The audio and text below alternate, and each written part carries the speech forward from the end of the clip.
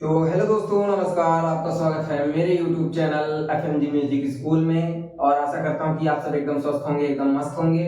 और जैसा कि मैंने इसके पहले के वीडियो में आप सभी को बताया था कि मैं इस चैनल पर पियानो और हारमोनियम से रिलेटेड स्टेप बाय स्टेप सीखने की डिटेल्स और सही इंफॉर्मेशन दे रहा हूं।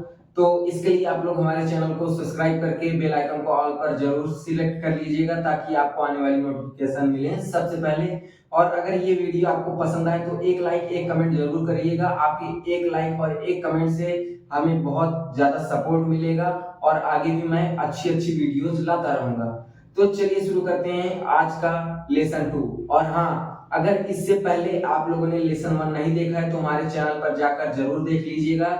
हमारे चैनल पर पियानो और हारमोनियम से रिलेटेड लेसन 1 दिया हुआ है। तो चलिए शुरू करते हैं बिना किसी देरी के।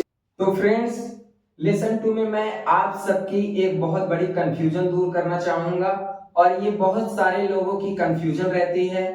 लेसन 1 में मैंने आप सबको कीबोर्ड और हारमोनियम के पार्ट्स के नाम बताए थे, कौन कौन से होते हैं।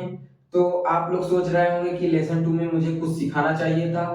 तो सिखाने से मतलब ये है कि स्टेप बाय स्टेप आपको हर एक एक चीज बताई जाए, हर एक एक बारीक से बारीक पॉइंट, छोटी से छोटी पॉइंट आपको बताया जाए जिससे आपको फ्यूचर में दिक्कत ना हो और कहीं आपको दिक्कत ना हो। और ये सब जो जानकारी मैं दे रहा हूँ हर एक हारमोनियम पियानो प्लेयर को ये सब मालूम होना चाहिए। तो इसको प्लीज मिस मत करिएगा। और चलिए शुरू करते हैं। तो सबसे पहले मैं आपको बताना चाहता हूँ कि बहुत सारे लोग कहते हैं कि मुझे पियानो सीखना है, कोई कहता है मुझे कैसियो सीखना है, कोई कहता है मुझे कीबोर्ड सीखना है, कोई कहता है मुझे ऑर्गन सीखना है, कोई कहता है मुझे हारमोनियम सीखना है, कोई कहता है तो मुझे सिंथेसाइजर सीखना है। तो इन सब में फर्क क्या है? ये अलग अलग नाम है। तो इन सब में क्या फर्क है मैं आपको आज यही बताऊंगा। तो सबसे पहले फर्स्ट मैं लेकर चलता हूं पियानो को। तो पियानो क्या होता है? पियानो मतलब एक बहुत बड़ा सा वुड का बना होता है, बहुत बड़ा सा होता है और उसमें कीज होते हैं ब्लैक एंड व्हाइट। तो उसमें से पियानो की साउंड आती है। मैं आपको वीडियो में इमेज शो कर दूंगा, उससे आपको पता चल जाएगा।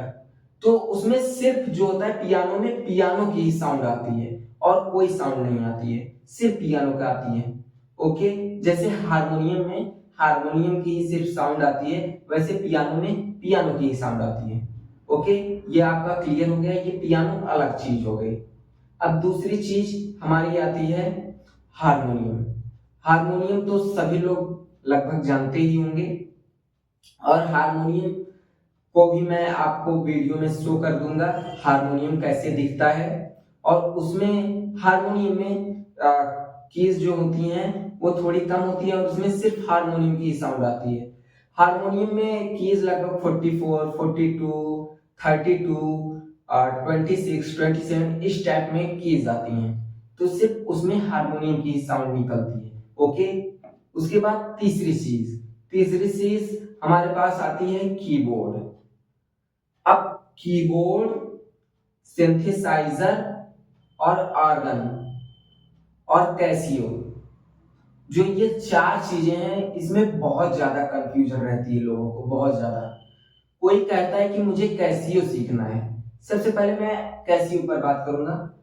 कैसियो जो होता है, कैसियो कुछ नहीं होता है। कैसियो कोई इंस्ट्रूमेंट नहीं होता है। कैसियो जो होता है वो ब्रांड होता है, कंपनी होता है जो ये ये कीबोर्ड को बनाता है।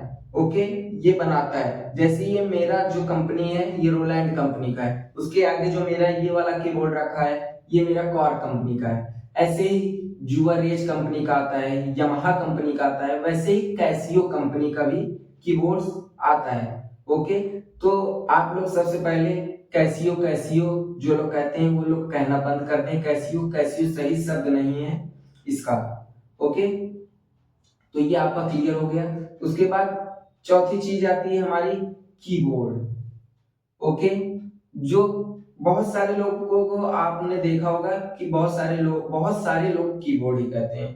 तो इसका सही नाम कीबोर्ड ही है। इसमें ब्लैक एंड व्हाइट कीज होती हैं, इसलिए इसका नाम कीबोर्ड होता है।